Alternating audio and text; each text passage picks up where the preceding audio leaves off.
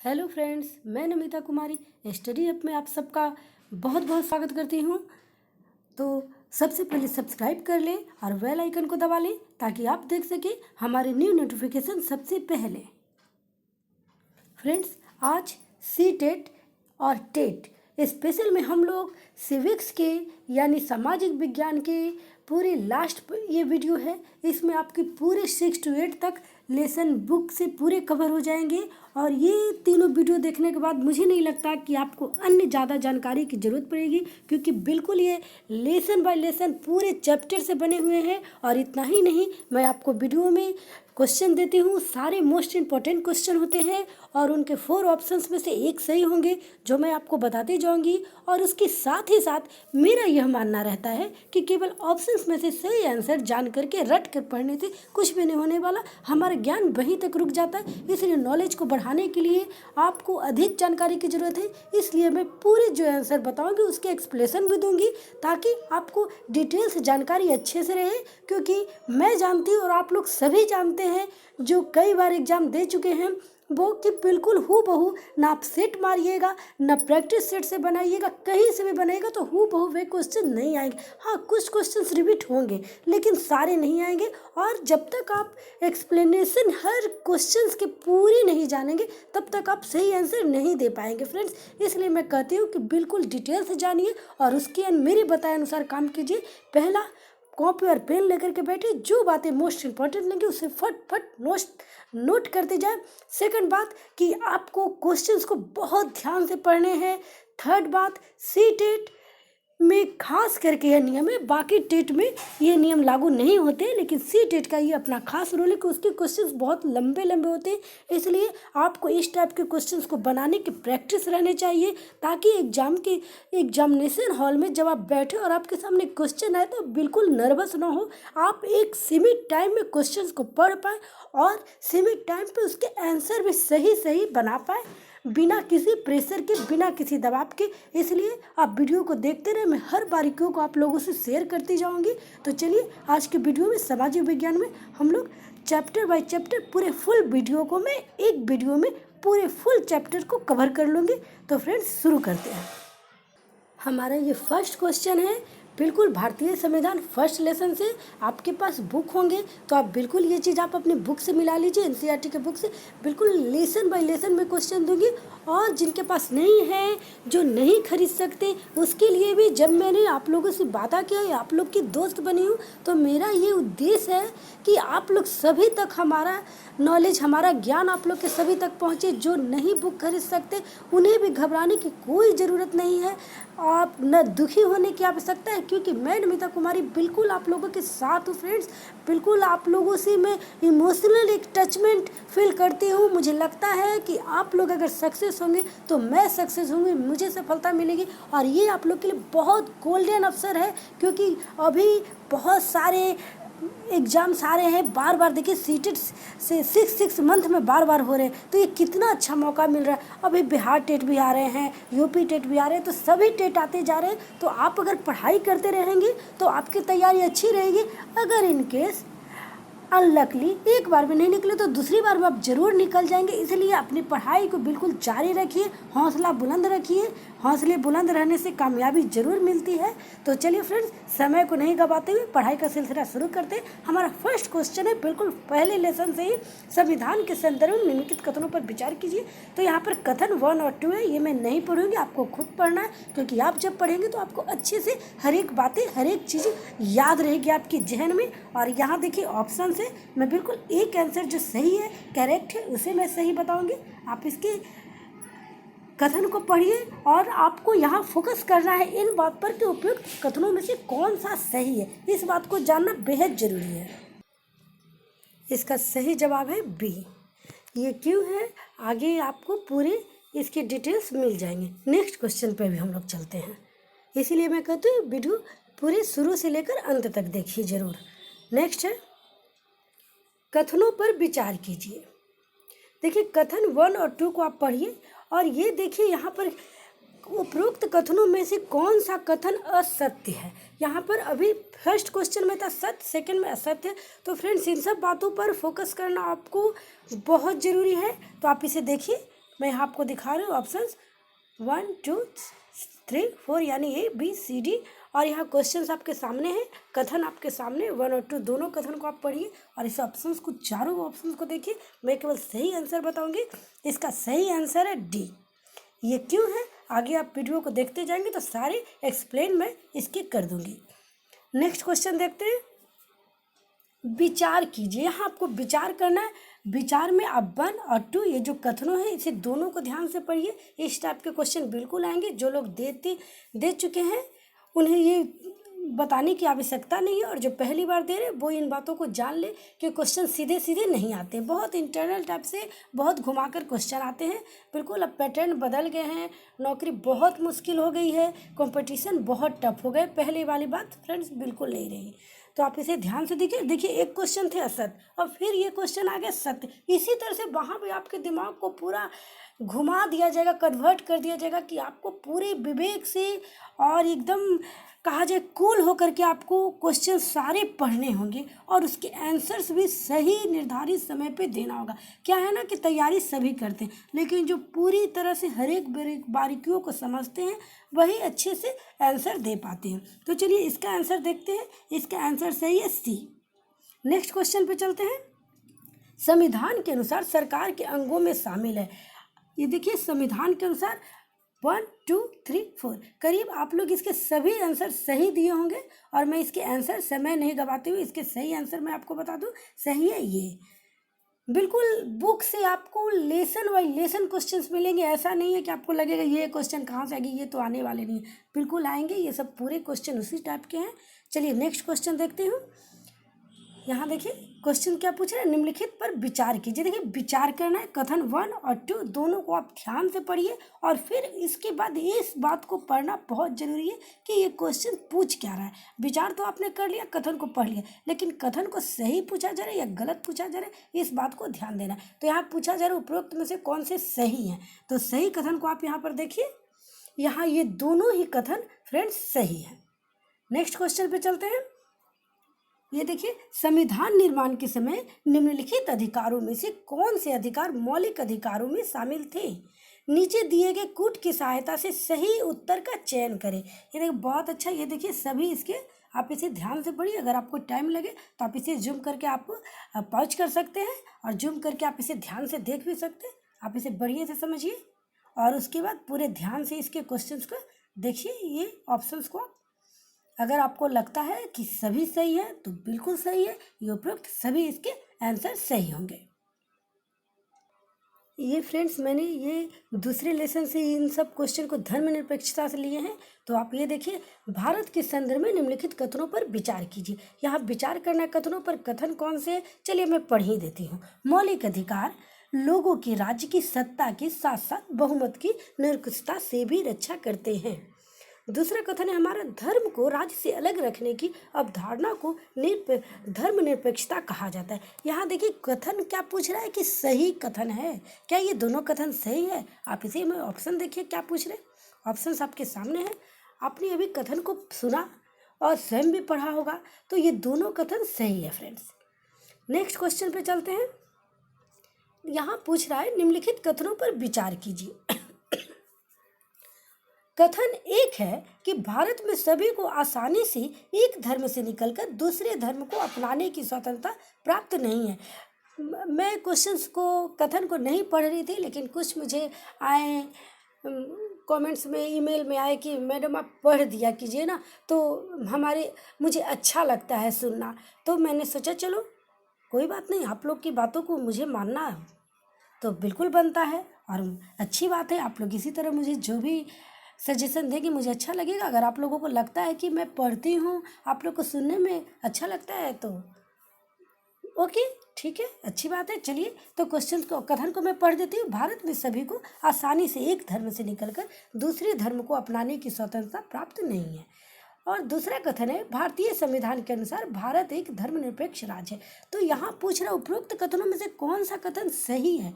तो आपको क्या लगता है, आप ऑप्शंस को देखिए, कथन को पढ़िए और बिल्कुल यहाँ ध्यान दीजिए। देखिए यहाँ है कि भारतीय संविधान के अनुसार भारत एक धर्म को निरपेक्ष राज्य कहता है, बिल्कुल नहीं। तो यहाँ पे बिल्कुल बनता है कि यहाँ पर केवल यहाँ कह रहा है कौन सा कथन सही है, और कथन 1 को आपने देखा, तो ये इसके जो बी है ये इसके सही है, क्योंकि यहाँ कह रहा है भारतीय संविधान के अनुसार भारत एक धर्मनिरपेक्ष राज्य है। तो धर्मनिरपेक्ष राज्य तो बिल्कुल है, और यहाँ कथन सही पूछा जा रहा है, तो ये इसके करेक्ट आंसर हो गए। नेक्स्ट क्वेश्चन पे चलते हैं।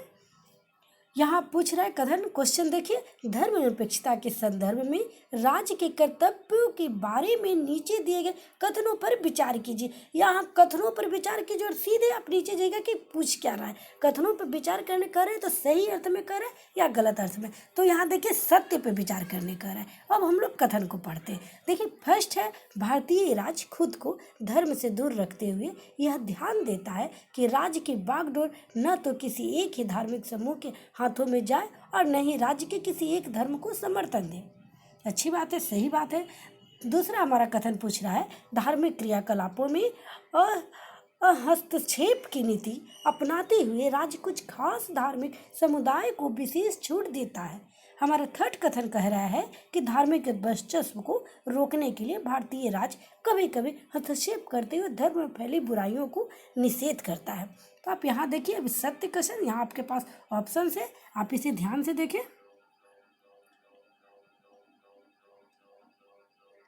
ये उपयुक्त सभी है, क्योंकि हमने कथन को पढ़ा, बिल्कुल सभी सही लग रहे थे। तो चलिए नेक्स्ट क्वेश्चन, निम्नलिखित में से कौन से स्कूल प्रातःकालीन प्रार्थनाओं या धार्मिक आयोजनों के जरिए किसी धर्म को बढ़ावा नहीं दे सकता? बहुत अच्छा क्वेश्चन, करीब आप लोग सभी इसका सही जवाब देंगे, और जो नहीं देंगे तो बहुत गलत बात है, क्योंकि हम लोग सभी ये बात जानते हैं कि प्रार्थनाओं और धार्मिक आयोजनों के जरिए किसी धर्म को बढ़ावा कोई नहीं देता है, तो वो बिल्कुल है सरकारी स्कूल। नेक्स्ट क्वेश्चन पे चलते हैं। अमेरिका से संबंधित निम्नलिखित कथनों पर विचार कीजिए। यहाँ कथन है, अमेरिका की विधायिका कानून बनाकर किसी भी धर्म को राजकीय धर्म घोषित कर सकती है। दूसरा कथन है, संयुक्त राज्य अमेरिका में राज्य और धर्म के पृथकीकरण का अर्थ है कि राज्य व धर्म दोनों एक दूसरे के मामले में किसी प्रकार की दखल नहीं दे सकते। उपयुक्त कथनों में से कौन से असत्य हैं? असत्य है। आप इसे ध्यान देते हुए कथन को पढ़ेंगे और फिर ऑप्शंस को बिल्कुल ध्यान देंगे। तो यहाँ कह रहा है असत्य, तो असत्य है केवल एक, क्योंकि जो सेकंड वाले हैं वैसे ही बिल्कुल सही लग रहे हैं। चलिए नेक्स्ट क्वेश्चन पे चलते हैं। क्वेश्चन है हमारा, भारतीय संविधान में निहित धर्म संबंधी अधिकारों के विषय में वर्णित निम्नलिखित कथनों पर विचार कीजिए। कथन है, संविधान में वर्णित प्रावधानों के आधार पर राज्य धर्म के मामले में हस्तक्षेप कर सकता है। दूसरा कथन है, भारतीयों को प्राप्त मौलिक अधिकार धर्मनिरपेक्षता के सिद्धांतों का विरोध करते। उपयुक्त कथनों में से कौन से सत्य हैं? सत्य, आप ऑप्शन देखिए, आप ऑप्शन देखेंगे तो बिल्कुल केवल 1 सही है, क्योंकि ये जो 2 है ये गलत है। नेक्स्ट क्वेश्चन पे चलते हैं। निम्नलिखित पर विचार कीजिए। हाँ, आपको विचार करना है। 2004 में फ्रांस में कानून के द्वारा धार्मिक अथवा राजनीतिक चिन्हों व प्रतीकों का धारण करके स्कूल में आना वर्जित कर दिया गया था, और सेकंड, फ्रांस के अप्रवासी लोगों ने इस कानून का समर्थन किया था। इनमें से कौन सा कथन सत्य है? तो ये कथन है बिल्कुल ए है, ये ऑप्शन इसके सही है। फ्रेंड्स, बिल्कुल मैं क्वेश्चन बिल्कुल बुक से आपको देती हूँ, इधर उधर से नहीं देती हूँ। और सी टेट का एक अपना या टेट का स्कूल है, कोई भी टेट है वो बुक से ही देते हैं, तो बुक को अच्छे से स्टडी कीजिए। और जिनके पास बुक नहीं है उसके लिए मैं खास करके ये वीडियो बनाती हूँ कि जो बुक नहीं ले सकते किसी कारण, वह सब उंगली हमारे हाथों के पांचों बराबर नहीं है, इसीलिए सभी की स्थिति एक समान नहीं होती है। किसी की स्थिति इतनी बुरी है, वही तो जॉब करना और भी चाहेंगे, कि सभी कुछ उनके पास साधन नहीं मिल पाते हैं।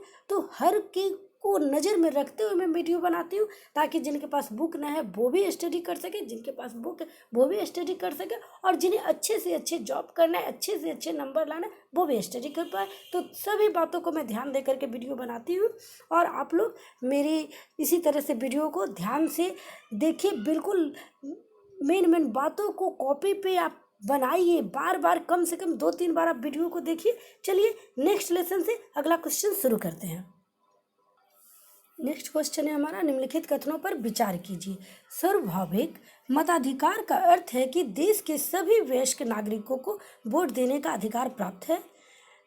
दूसरा हमारा कथन है, लोगों का निर्णय ही लोकतांत्रिक सरकार का गठन करता है और उसके कामकाज के बारे में फैसला देता है। उपयुक्त कथनों में कौन सा कथन सत्य है? सत्य है, बिल्कुल आप इसे ध्यान दीजिए। आप इसे ध्यान देंगे, ऑप्शंस को देखेंगे, कथन को पढ़ेंगे तो यहाँ सत्य पूछ रहा है, दोनों सत्य है। ये क्यों है? आप वीडियो को आगे देखते जाइएगा, ये पूरे डिटेल्स में एक्सप्लेनेशन हर क्वेश्चन का कर दूंगी। नेक्स्ट क्वेश्चन देखिए, निम्नलिखित कथनों पर विचार कीजिए। कथन 1, जनता द्वारा संसद के लिए चुने गए सभी प्रतिनिधियों में से एक समूह सरकार बनाता है। कथन 2, संसद सरकार को नियंत्रित करती है और उसका मार्गदर्शन करती है। उपयुक्त कथनों में कौन से सत्य है? आप इसे देखें, ये दोनों कथन सही है फ्रेंड्स। नेक्स्ट पे चलते हैं, निम्नलिखित में से कौन सी निकाय संसद के अंगों में शामिल है? राज्यसभा, लोकसभा, राष्ट्रपति, विधानसभा। आप इसे ध्यान से देखिए, आप इसे ध्यान से देखेंगे करीब आप लोग सभी इसके सही आंसर देंगे। केवल वी में 1, 2, 3, ये 4 नहीं होंगे। नेक्स्ट है, भारतीय संसद से संबंधित निम्नलिखित कथनों पर विचार कीजिए। कथन 1 है, भारतीय संसद देश के सर्वोच्च कानून निर्मात्री संस्था है। कथन 2 है, राज्यसभा व लोकसभा में क्रमशः 245 यानी 245 व 545 सदस्य होते हैं, जिनके सभापति व अध्यक्ष क्रमशः उपराष्ट्रपति व राष्ट्रपति होते हैं। उपयुक्त कथन में से कौन से सत्य है? तो आप इन दोनों को पढ़िए।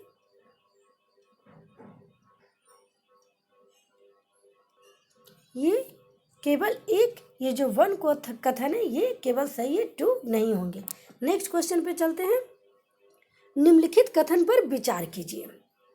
लोकसभा में निर्वर्तमान 545 सदस्यों में से 543 निर्वाचित, जबकि 2 सदस्य राष्ट्रपति द्वारा मनोनीत होते हैं। कथन 2, राज्यसभा में निर्वर्तमान 245 सदस्यों में से 235 निर्वाचित व 10 सदस्यों को राष्ट्रपति द्वारा मनोनीत किया जाता है।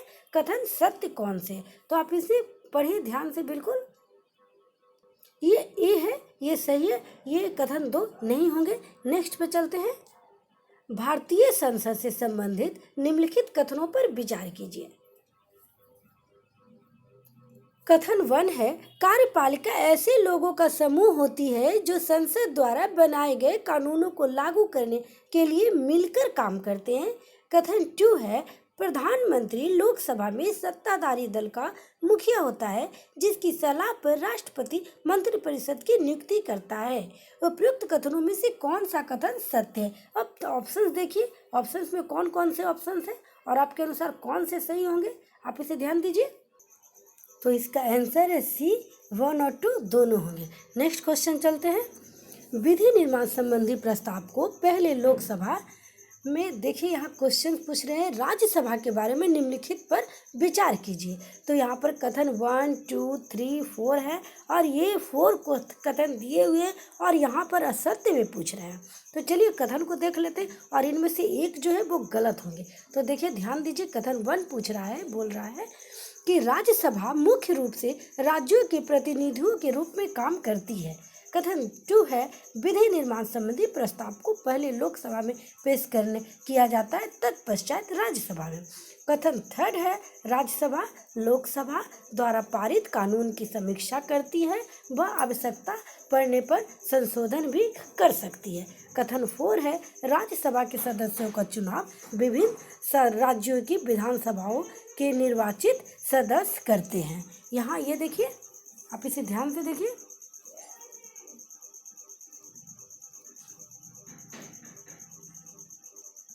ये इसका करेक्ट आंसर केवल 2 होगा। नेक्स्ट क्वेश्चन, भारतीय संसद की कार्यवाही से निम्नलिखित कथनों पर विचार कीजिए। कथन 1, प्रश्नकाल के माध्यम से सांसद सरकार के कामकाज के बारे में जानकारियां हासिल करते हैं व इसके माध्यम से संसद कार्यपालिका पर नियंत्रण भी रखती है। कथन 2, लोकतंत्र के स्वस्थ संचालन में विपक्षी दल एक अहम भूमिका अदा करते हैं।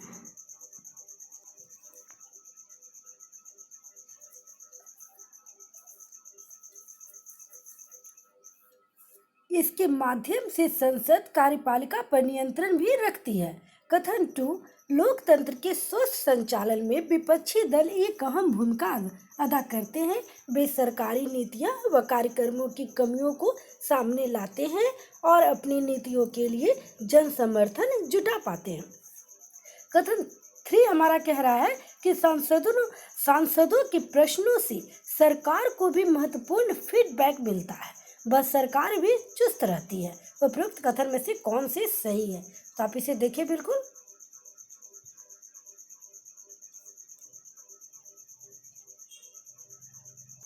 इसका सही जवाब है उपरोक्त सभी। नेक्स्ट क्वेश्चन देखते हैं।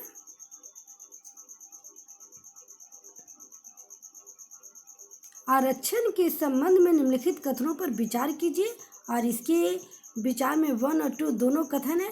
आप इसे पढ़िए और इसके सही आंसर है केवल एक, क्योंकि इसमें सत्य पूछ रहा है और इसमें एक क्वेश्चन ये सही है। कानून के शासन के संदर्भ में निम्नलिखित पर विचार कीजिए। कथन 1 और 2 आपके सामने देखिए। कथन 1 कह रहा है कि इसका अर्थ है कि सभी कानून देश के सभी नागरिकों पर सख्ती से लागू होंगे, और कथन 2 कह रहा है कि इसके द्वारा सभी सरकार के अपराधों के लिए एक निश्चित सजा व प्रक्रिया का प्रावधान किया गया है। तो उपयुक्त में से असत्य कौन है? तो असत्य है केवल 1। तो चलिए फ्रेंड्स, अब हम लोग जितने क्वेश्चंस को देखे उसकी व्याख्या को देख लेते, उसके एक्सप्लेनेशन को देख लेते, ताकि आपको और भी क्वेश्चंस इससे मिले जिस भी प्रकार से आप उसके सही आंसर दे पाए। तो देखिए, फर्स्ट का व्याख्या कहता है कि आवश्यक नहीं है कि जिन देशों के पास अपना संविधान होता है वे सभी लोकतांत्रिक देश होते हैं, उदाहरण के लिए भी चीन, वेनेजुएला आदि। अतः कथन जो 1 है वह असत्य है। संविधान उन आदर्शों पर सूत्रबद्ध होता है जिसके आधार पर नागरिक अपने देश को अपनी इच्छा व सपनों के अनुसार रच सकता है। अतः केवल विकल्प 2 ही सत्य है। नेक्स्ट है व्याख्या, एक्सप्लेनेशन है क्वेश्चन 2 का। अगर आप चाहें तो पीछे होकर के आप क्वेश्चंस को देख करके, पढ़ करके और फिर इसकी व्याख्या को देखिएगा, आपको अच्छे से समझ में आएगी। तो चलिए इसके बारे में मैं एक्सप्लेनेशन कर दूं कि 1934 में भारतीय राष्ट्रीय कांग्रेस ने संविधान सभा के गठन की मांग को पहली बार अपनी अधिकृत नीतियों में शामिल किया। दिसंबर 1946 से नवंबर 1949 के बीच संविधान सभा ने स्वतंत्र भारत के लिए संविधान का एक प्रारूप तैयार किया। अतः दोनों कथन सत्य। फ्रेंड्स, मैं एक्सप्लेनेशन इसलिए करती हूँ ताकि आपको किसी प्रकार की कहीं दिक्कत स्टडी में ना आए। चलिए नेक्स्ट देखते हैं। भारतीय संविधान के में इस बात का ख्याल रखा गया है कि अल्पसंख्यकों को उन सुविधाओं से वंचित न होना पड़े जो बहुसंख्यकों को आसानी से उपलब्ध है। बहुसंख्यकों की निकृष्टता व दबदबेपन पर भी संविधान प्रतिबंध लगाता है, ताकि वे सिर्फ अल्पसंख्यकों पर ही नहीं बल्कि अपने समुदाय के नीचे के तबके के लोगों को भी परेशान न कर पाए। भारत एक संघीय देश है। यहाँ केंद्र व राज्य दोनों स्तरों पर सरकार का प्रावधान है। मैं स्क्रीन पर इसलिए एक्सप्लेनेशन भी दिखा रहा हूँ ताकि ऑडियो और वीडियो के माध्यम से स्टडी बहुत अच्छी होती है। नेक्स्ट देखते हैं।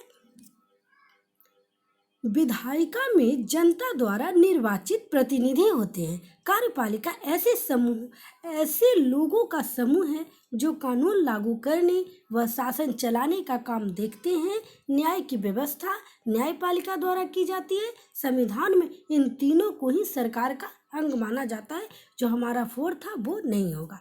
नेक्स्ट देखते हैं एक्सप्लेनेशन। संविधान में राज्य शब्द का संदर्भ राज्य सरकार से नहीं होता। संविधान के अनुसार राज्य एक ऐसी राजनीतिक संस्था होती है जो निश्चित भूभाग में रहने वाले संप्रभु लोगों को प्रतिनिधित्व करती है। अतः दिए गए कथनों का विकल्प सत्य है।